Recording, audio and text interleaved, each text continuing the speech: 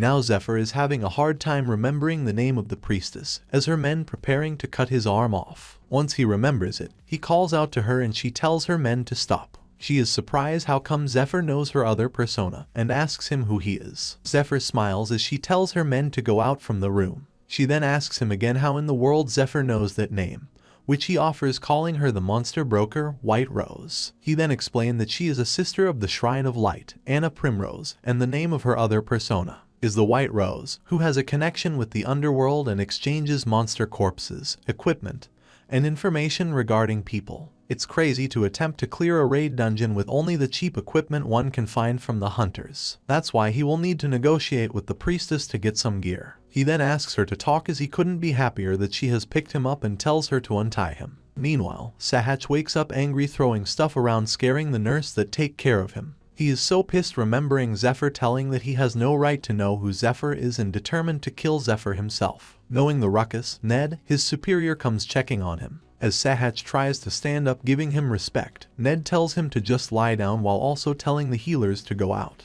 Ned tells Sahach that he heard stories about what happened to him. As Sahach tries to apologize to him, Ned stops him talking by feeding him a knife into his mouth. He says that every single person that he came across today, for the entirety of tonight, was talking about the incident. Ned is angry that Sahach dared, in front of all those slaves, get beat up like a useless dog. To make matter worse, Ned also mentioned that in the past 2 years, Sahach can only manage to find 2 demon gods worshipper. Sahach can only kneel in front of Ned, trembling to ask for one more chance, begging as he will do anything. Ned then tells him to not let those who have brought them shame live, as Ned will decide what will happen to him after he does that. And Ned gives him a mysterious package that contain a demon god worshipper starter pack. Ned claims he finds it in the room of the demon god worshipper, and explained to Sahach that he doesn't have the leisure to choose the means of doing his tasks. In the end, the mad dog Sahach, the enemy of all of those who are a part of the hunters, accepts to be one of the demon god worshipper. He is so ecstatic to have another chance, claiming that he won't be the one that dies, instead, Zephyr will. It is then revealed that Ned is a disciple of a demon god worshipper official. He knows that Zephyr uses his school's martial art techniques, while the only people who know those techniques are his master and the 4 brothers. He plans to use Zephyr to get rid of Sahach, while thinking if Zephyr is not on his side, he can just get rid of Zephyr himself. Back into White Rose's dungeon, Zephyr takes out the predator's corpse that he saves in his silver room.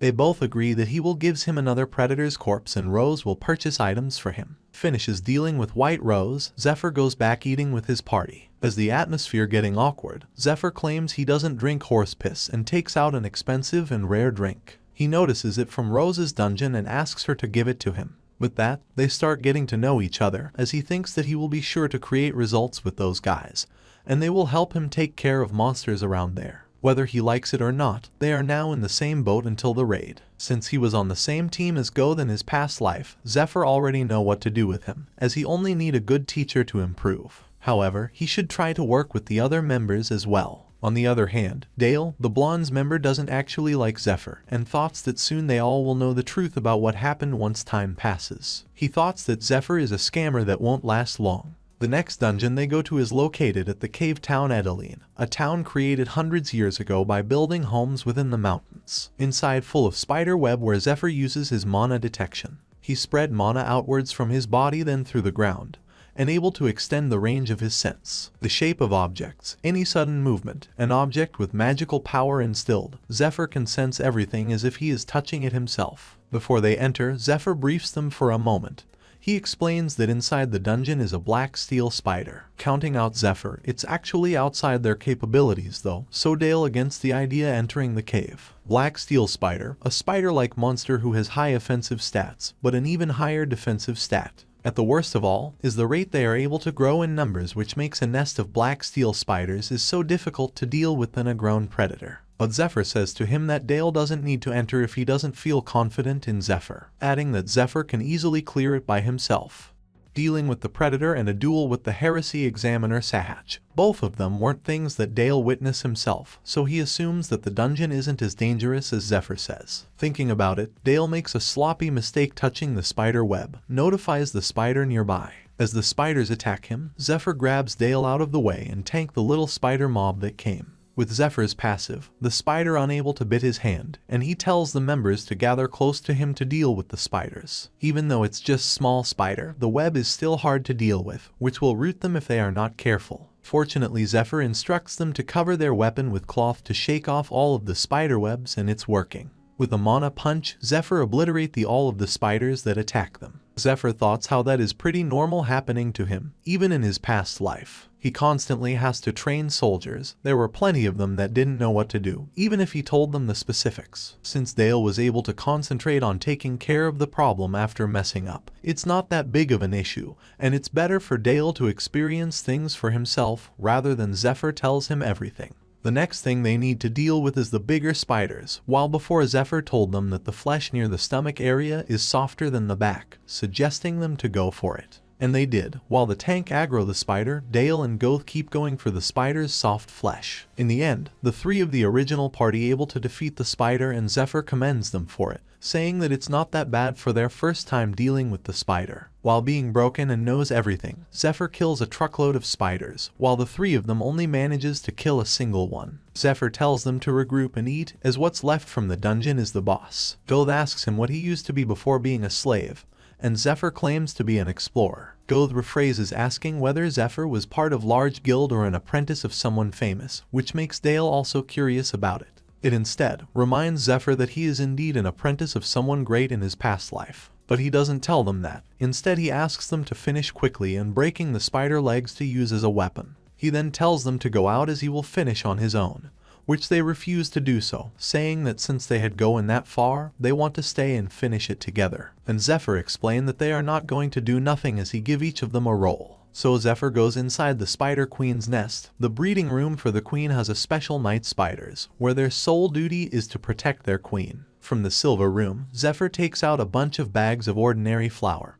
He then throws it towards the queen's guard. In an instant, Zephyr takes out a crossbow, shooting an arrow towards the spider. The flame burst within the thick flour will ignite the flour particles, causing a chain reaction. That is the principle of a spell called a dust explosion. Of course, the spiders aren't that weak enough to die from something like that, and starts chasing Zephyr. So he runs while shooting poison arrows to it, making it screams in pain. Before Zephyr goes, he shows a pouch he takes from the spider where black spiders produce their web. He explains to them how to use it, lay traps with the webs where he tells them to, and stay on guard while they are waiting for him. The inside of the queen's room is going to filled with many more spider web than the outside, so they won't have a chance if they fight inside. So they need to lure the queen out, as a spider knight trapped within the web that the party laid. Zephyr takes out the spider leg that he broke before and starts attacking the spider knight. Then, what comes after is the queen itself, chasing Zephyr as it wants to devour him whole. As he nearly out towards the cave's entrance, the queen shoots a poison towards him. Fortunately, he closely manages to jump out from the cave with the queen right behind him. He tells everyone to start attacking, and with the spider legs in both hands,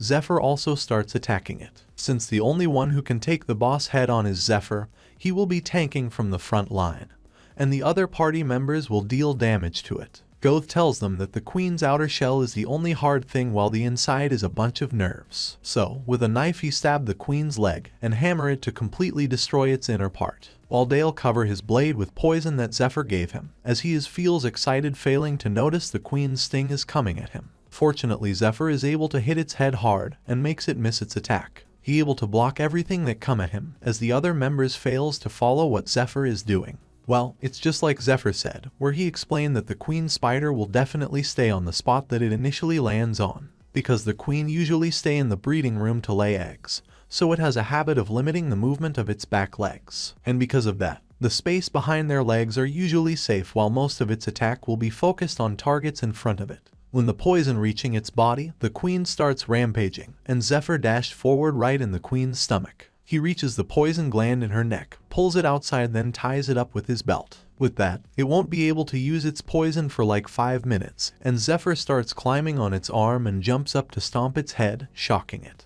In the end, they manage to slay the Spider Queen, while Dale is the only person that notices Zephyr is the one letting them have it, and now he knows that Zephyr is really that strong. Looking at the queen's corpse, Zephyr thoughts how he can't get rid of the sign that the Spider Queen was there, so he decides to just take the bigger spider's corpse to give to Rose. Then suddenly, Dale lay out a carpet to him asking him whether he wants to rest and let Dale to take care of the rest. Now, thinking about it, with the three of them, things aren't too bad, as Zephyr can save some energy to deal with the spiders and he can use them more in the future. But they wouldn't be able to help him dealing with what's to come at him in the future. Back at the temple, Rose deals with the buyer who buy the corpse of the predator. It is unthinkable for her to do shady deals inside a temple during the middle of the day, yet it is quite interesting to see. Zephyr thoughts that maybe there isn't a single naive person in this world that thinks that all temples are holy places, void of corruption. He then explained that the money that worshippers donate to temple continues to pile up, resulting in entire cities being constructed around temples. That's all because the temple knights and battle slaves make sure that monsters don't approach them. Walking together, Rose tells Zephyr that they are quite lucky to find a good price for the predator, though she didn't thought that he would bring black spiders that quickly. With that, she also gives him a silver alchemist set that he needs to use later. Suddenly, Ned appears from behind calling out to them. It reveals that Ned is one of only 12 Class 1 examiners, a skilled member acknowledged even by the temple, the direct superior of Sahach,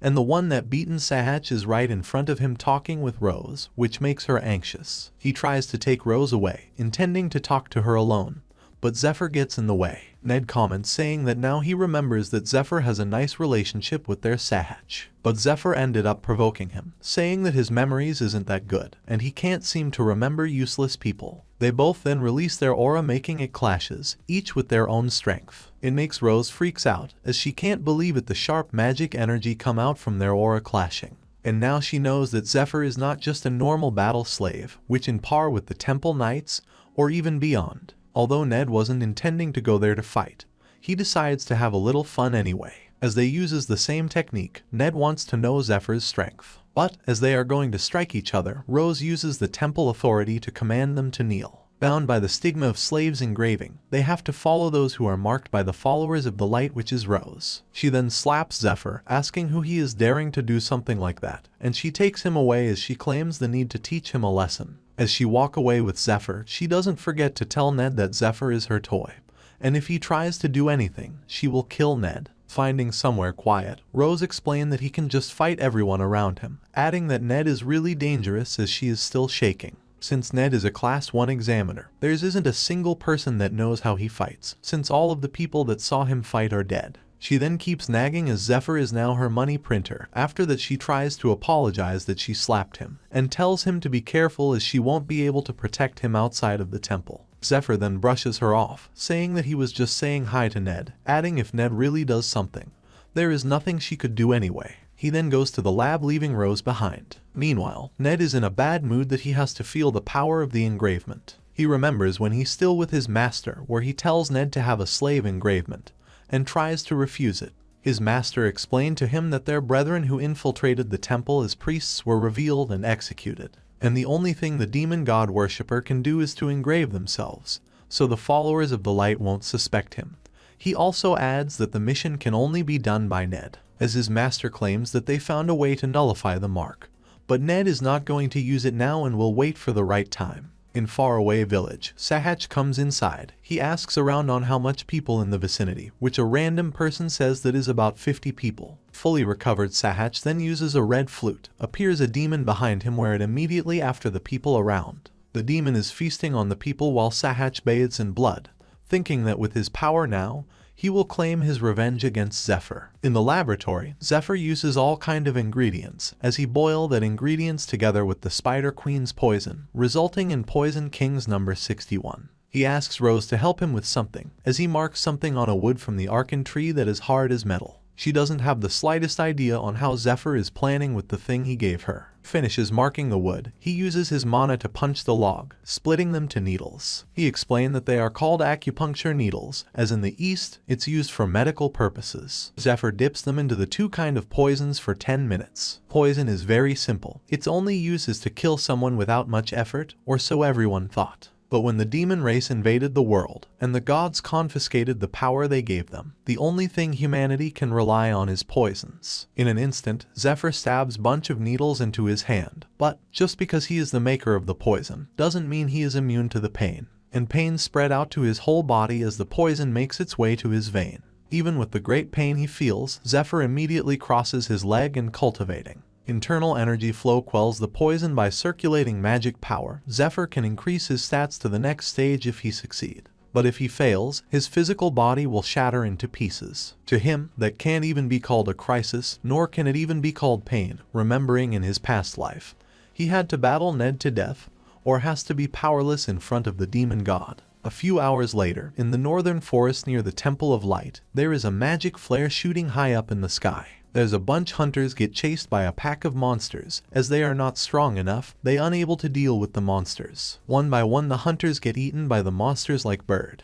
The leader is the last man alive, and it's about 5 kilometers until he reaches the temple, which will take over 20 minutes. As he stumbles, he looks at the flock of the bird, thinking that he will be reduced to ashes in less than 2 minutes. As the bird strikes at him, they get struck by a dagger from above. A starfall-like meteor comes toward the man, making a huge explosion. It turns out it's Zephyr, who already succeeds in tempering his physical body, as the mana can be seen leaking out from his body. The flock come after him, but as he is getting so much stronger than before, he twists one of the bird's neck and rip it apart as it was paper. Looking at the remaining monsters that broke from the dungeon, he counts there are 12 birds left. He uses 12 consecutive attacks to them, and with every attack it kills every bird that remain. After dealing with it, Zephyr asks the man about the location of the dungeon, which he points out, telling Zephyr where it is, and he instantly goes there. The man regrets telling Zephyr the location of the dungeon, as 4 of his party members are died inside, and 3 that got out, leaving him as the only survivor. He regrets it so much for not telling Zephyr that the dungeon is dangerous and he should have waited for reinforcements. But to his surprise, there are all kinds of screams can be heard from the dungeon. To put it simply, it sounds like a massacre. At the sunrise, Zephyr comes out from the dungeon, dragging the boss's head with him. With that, Zephyr thoughts how his body feels so light, as it seems his stats have increased by 2 or 3 folds, and his experiments is successful. After that, he shoots a green flare. A signal indicates the emergency crisis is resolved. On the other hand, Sahach is finished massacre one village after another, and as soon he reach a certain level while also being so determined, only then he will take his revenge on Zephyr.